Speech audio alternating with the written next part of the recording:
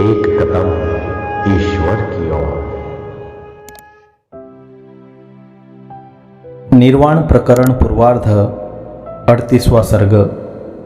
अनंत चिन्मात्र स्वरूप महादेव जी का बाह्य ध्यान से पूजन और ज्ञान से महापुण्यात्मक मुक्ति रूप फल, इसका वर्णन।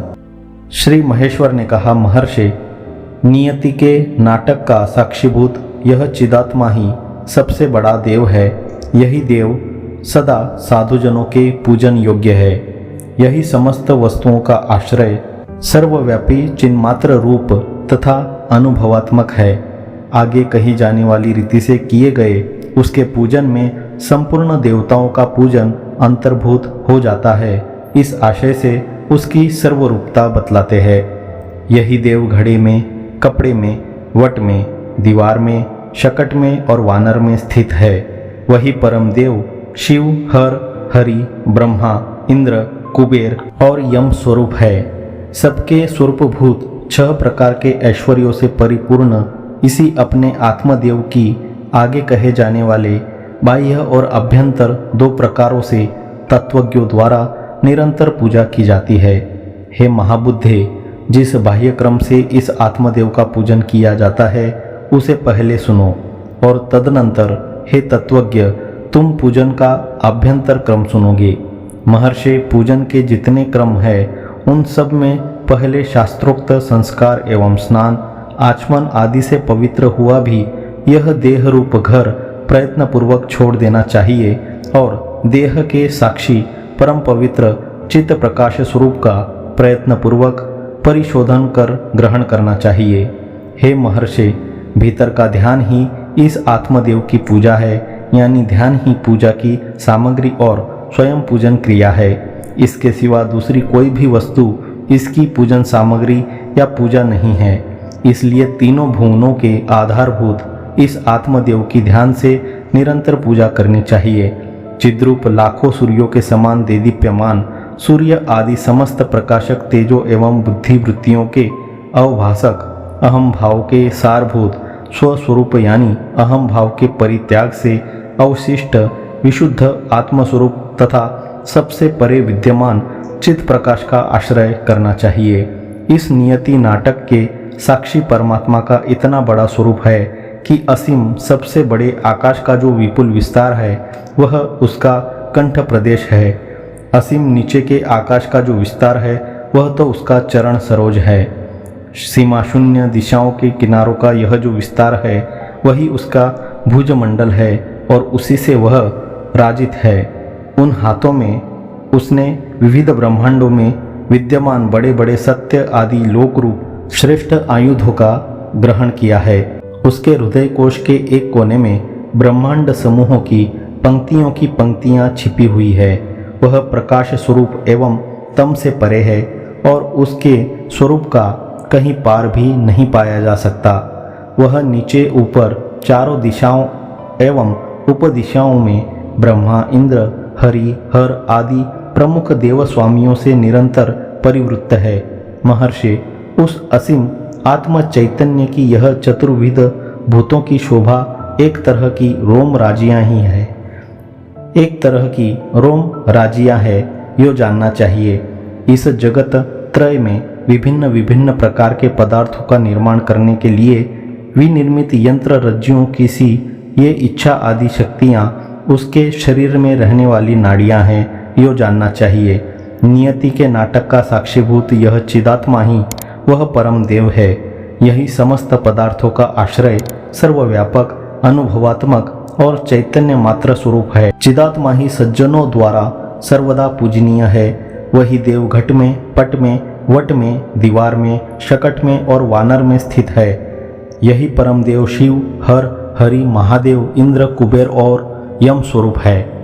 अनेक विध घट, पट आदि आकृतियों को लेकर असंख्य पदों से बोधित होने वाली तथा उन आकृतियों को छोड़कर एक पद से अर्थात अस्थि पद से बोधित होने वाली सत्ता रूप एकमात्र देह से युक्त इस जगज्जाल का उत्पादक महाकाल इस आत्मदेव का द्वारपाल है, यानी अविशुद्ध दशा में आत्मा के अंदर प्रवेश करते समय मन को रोक देने वाला और विशुद्ध दशा में प्रवेश करते समय अनुकूल रहने वाला एक तरह से द्वार रक्षक है। पर्वतों एवं 14 भुवनों के असीम विस्तार से युक्त यह ब्रह्मांड मंडल इस आत्मदेव के किसी एक देह कोण में स्थित होकर उसके अंग में अवयव रूप हो गया है, यानी उसका एक देश हो गया है। अथवा सभी प्राणियों के जो कान, आँख, मस्तक, हाथ आदि अवयव है वे सब इस आत्मदेव के ही है, यो इसके विश्वरूप का चिंतन करना चाहिए। यह कहते हैं महर्षि, जिसे हजारों कान एवं आंखें हैं, हजारों मस्तक है और जो स्वयं हजारों भुजाओं से विभूषित है, ऐसे शांत स्वभाव महादेव जी का चिंतन करना चाहिए, जो सभी जगह दर्शन शक्ति से परिपूर्ण है, यानी सर्वत्र देखता है, जो चारों ओर घ्राण शक्ति से समन्वित है, जो सर्वतः स्पर्शन शक्ति से युक्त है, जो चारों ओर रसना शक्ति से परिपूर्ण है, जो सर्वत्र मनन से अतीत है और जो सभी और सर्वश्रेष्ठ कल्याण स्वरूप है, उस आत्मदेव का चिंतन करना चाहिए। इस प्रकार विश्व रूप से चिंतन करने पर भी वास्तव में वह आत्मदेव असंग एवं अद्वितीय ही है, यह भूल नहीं जाना चाहिए। यह सर्वतो मननातीतम से प्रकृत में कहा गया है। निरंतर समस्त पदार्थों के कर्ता, सबको अपने अपने संकल्पों के अनुसार समस्त पदार्थों का प्रदान करने वाले, सब भूतों के भीतर रहने वाले और सभी के एकमात्र साधन अर्थात सत्ता स्फूर्ति प्रदान करने वाले सर्वस्वरूप उस आत्मदेव का चिंतन करना चाहिए। उक्त प्रकार के ध्यान कर तदनंतर उस देवाधिदेव की विधि पूर्वक पूजा करनी चाहिए। हे ब्राह्मणों में श्रेष्ठ महर्षि, अब मेरे द्वारा वक्ष्यमाण उस देव की पूजा का यह विधान तुम सावधान होकर सुनो।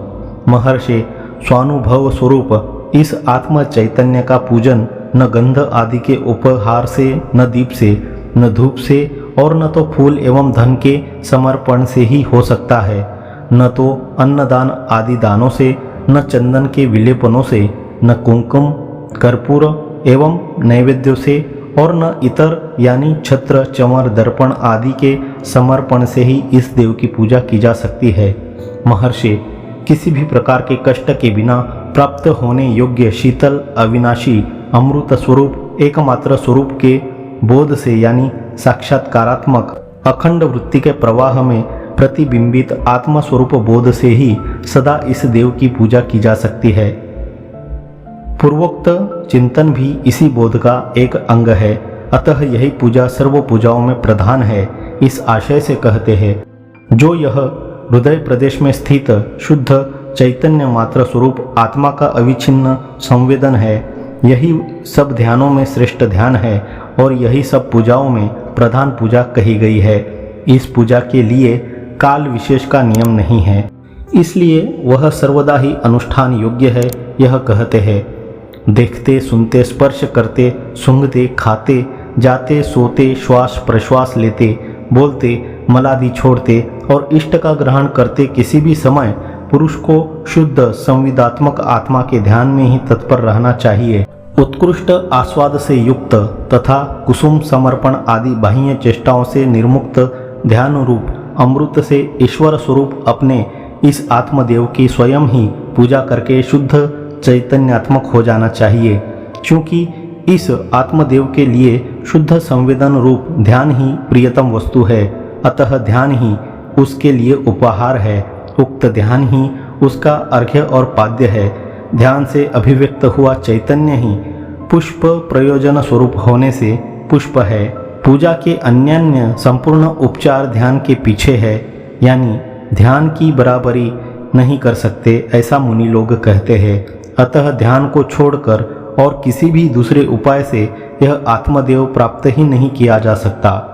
हे मुनि, यह आत्मदेव ध्यान से ही अपने स्वरूप की अभिव्यक्ति प्राप्त करता है और तदनंतर वह मनुष्य से लेकर हिरण्यगर्भ पर्यंत सभी जीवों के विषय सुख की संपत्तियों का उस प्रकार उपभोग करता है जिस प्रकार देहाभिमानी अपने घर में उक्त संपत्तियों का उपभोग करता है। अर्थात देहाभिमानी को भी विषय संबंध से जनित वृत्ति में अभिव्यक्त आत्मसुख का ही अनुभव होता है, क्योंकि ब्रह्मात्म सुख में सभी सुख अंतर्भूत हो जाते हैं।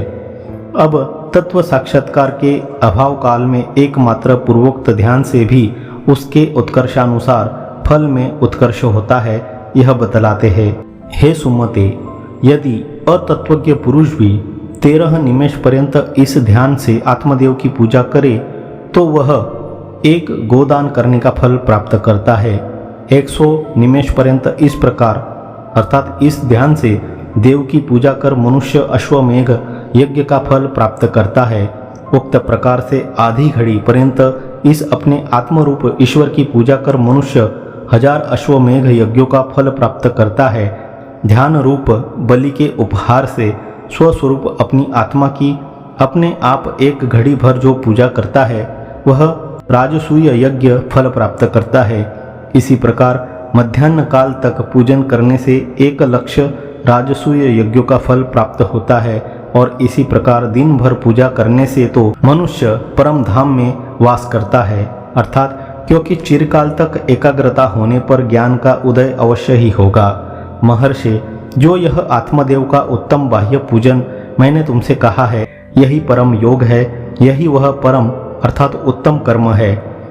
उक्त बाह्य पूजा की प्रशंसा कर रहे भगवान शंकर उपसंहार करते हैं।